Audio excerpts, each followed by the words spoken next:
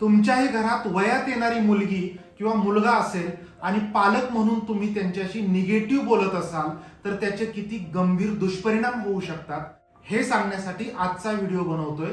व्हिडिओतला एकही मुद्दा ऐकायचा चुकू नका. आता सेव्ह करा आणि शेवटपर्यंत बघा. आपल्यापैकी अनेक जणांना माहित आहे किशोर वयामध्ये अर्थात टीन एज मध्ये लेकरांच्या शारीरिक मानसिक अवस्थेमध्ये खूप संक्रमण चालू असतात, बदल होत असतात आणि अर्थात साहजिकच त्यामुळे त्यांना विरुद्ध लिंगी व्यक्तीविषयी आकर्षण तयार होतं आणि हे अगदी नॉर्मल आहे. मुलं चुकू शकतात, पण मुलं चुकल्यानंतर पालक ज्या टोन मध्ये त्यांच्याशी बोलतात, ज्या पद्धतीने रागवतात, मारतात, फटके देतात आणि अत्यंत अतिरेकी निगेटिव्ह शब्दांचा वापर करतात. माझी विनंती आहे पालकांनी ते टाळलं पाहिजे.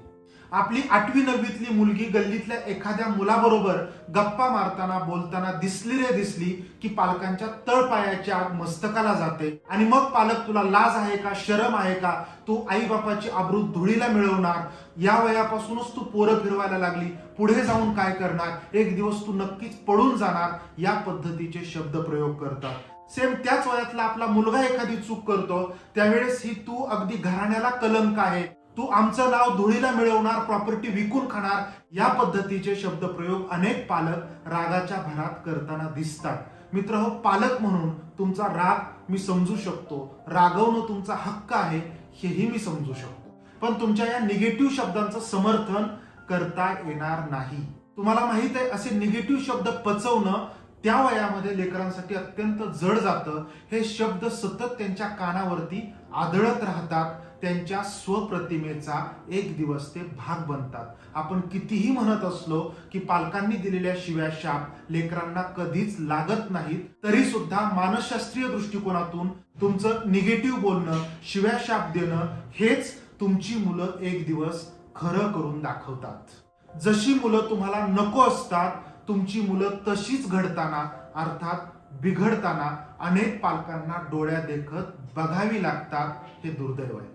मित्रहो, मी अनेक वेळा माझ्या भाषणांमधून, कार्यशाळांमधून सातत्याने हे सांगत आलोय की हे जे वय असतं ते भरकटण्याचं असतं आणि हेच वय भरारण्याचं सुद्धा असतं. आपली टीनएजर्स मुलं ही एवढीही मोठी नसतात की जेवढं त्यांना वाटतं आणि एवढीही छोटी नसतात की जेवढं पालक म्हणून आपल्या सगळ्यांना वाटत असतं. या वयात आपल्या मुलांना निसर्गानेच ती स्वची जाणीव करून दिलेली असते आणि ते त्यांच्या अस्तित्वासाठी तेवढंच गरजेचं असतं. हेही कृपा करून पालकांनी लक्षात घेणं गरजेचं आहे. आपल्याला वाटत असतं मुलं हट्टी आहेत, मुलं काहीच ऐकत नाहीत, पण लक्षात घ्या या वयातील मुलं हट्टी नसतात, तर ती गोंधळलेली असतात. त्यांचं शरीर बदलत असतं, विचार बदलत असतात, भावना बदलत असतात.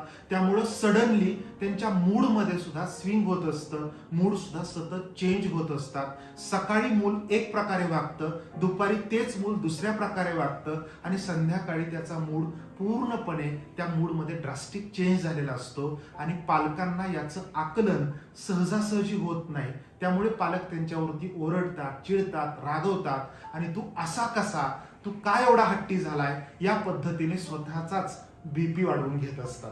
दुसरी गोष्ट मी मगाशीच बोललो, शारीरिक मानसिक संक्रमणामुळे विरुद्ध लिंगी व्यक्तीविषयीचं आकर्षण हे अगदी नॉर्मल आहे, अगदी साहजिक आहे. निसर्गालाच ती गरज वाटते. त्यामुळे मुलांच्या मनात लैंगिक भावना विकसित होत असतात, त्या वाढीला लागलेल्या असतात आणि मुलं असं काहीतरी वागायला जातात त्यावेळेस पालकांच्या दृष्टीनं तो विषय म्हणजे अत्यंत चुकीचा विषय, अत्यंत गलिच्छ विषय, अत्यंत नालायक विषय या नजरेनं असं वातावरण घरामध्ये पालकांकडून कळत न कळतपणे तयार होत असतं आणि मग फार शेफारला का, शिंगे फुटली का तुला, फार वाया गेला, या पद्धतीचे शब्दप्रयोग पालक हमखास करायला लागतात.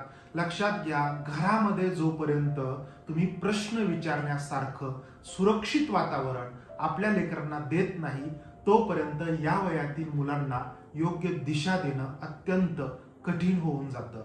जर तुम्ही त्यांच्या प्रश्नांची उत्तर देण्यासाठी तसं वातावरण तयार करत नाही आहात तर हेच प्रश्न, मुलांच्या मनातली हीच क्युरिओसिटी मुलं त्यांच्या समवयस्कांमध्ये विचारत असतात, सांगत असतात, बोलत असतात आणि तिथून त्यांना अर्धवट माहिती मिळते, अज्ञानातून माहिती मिळते. त्यामुळे त्यांच्या प्रश्नांची योग्य उत्तरं त्यांना मिळतीलच असं नाही, त्यामुळं मुलं अजून गोंधळलेली बनू शकतात. अशा वेळी पालकांनी प्रेम आणि आकर्षण यातला फरक लेकरांना समजावून सांगणं ही खूप गरजेची बाब असते. कारण या वयात तुमच्या मुलाला एखाद्या मुलीविषयी क्रश येणं किंवा तुमच्या मुलीला एखाद्या मुलाविषयी क्रश येणं हे एकदम नैसर्गिक असतं, नॉर्मल असतं. पण हे सगळं शारीरिक आकर्षण आहे. प्रेम करणं किंवा प्रेम कळणं याच्या इतपत अजून तुम्ही मोठे झालेले नाही आहात. प्रेम करणं ही एक जबाबदारी असते. ही जाणीव लेकरांना या वयात पालक म्हणून आपण करून देणं जास्त गरजेचं असतं. अजून एक महत्वाची गोष्ट मला इथं नमूद करायची आहे की या वयातील मुलांना आपले आई वडील म्हणजे सतत भुनभुन करणारे, सतत सल्ला देणारे, सतत आपल्याविषयी तक्रारी करणारे किंवा सतत उठता बसता खाता पिता तू असं कर तसं कर, असं वाग तसं वाग असे असणारे पालक तुम्हाला राग येईल पण मुलांना आवडत नाहीत. मुलांना या वयामध्ये त्यांचा कान बनणारे पालक हवे असतात. त्यांचं शांतपणे कुठलीही प्रतिक्रिया न देता ऐकून घेणारे पालक हवे असतात. मुलांना खूप बोलायचं असतं, खूप सांगायचं असतं. त्यांच्या मनातील शारीरिक मानसिक जी काही संक्रमण आहेत ते त्यांना शेअर करायचे असतात. पण तिथं पालक म्हणून जर आपण सतत चिडचिड करत राहिलो, त्यांना सूचना देत राहिलो, त्यांना सल्ले देत राहिलो तर ते पालकांपासून डिटॅच होतात आणि पुन्हा एकदा ते त्यांच्या समवयस्क मित्रपरिवारांबरोबरच अटॅच होतात. म्हणून किशोरवयीन मुलांच्या या महत्वाच्या टप्प्यामध्ये पालक म्हणून तुम्ही दिवसातून 1 तास अर्धा तास त्यांच्यासाठी क्वालिटी टाइम देणं, त्यांना ऐकून घेणं, त्यांना समजून घेणं आणि त्यांच्या आधाराचा हक्काचा एक हात बनणं हे खूप गरजेचं असतं. लक्षात घ्या, जोपर्यंत तुमचं त्यांच्याशी भावनिकरित्या मानसिकरित्या कनेक्शन तयार होत नाही तोपर्यंत या वयातल्या या टप्प्यातल्या मुलांमध्ये करेक्शन करणं अर्थात बदल करणं किंवा बदल सुचवणं इतकं सहज सोपं नसतं. म्हणूनच टीनएजर्स किशोरवयीन मुलांच्या आयुष्यात जर बदल करायचे असतील, या लेकरांना समजून घ्यायचं असेल तर आधी कनेक्शन महत्वाचं, तरच करेक्शन शक्य आहे. या सगळ्यावरती तुम्हाला काय वाटतं प्लीज मला कमेंट करून कळवा. आणि हा विषय आवडला असेल तर तमाम महाराष्ट्रातल्या अधिकाधिक पालकांपर्यंत पोहोचवण्याची जबाबदारी तुमची. धन्यवाद.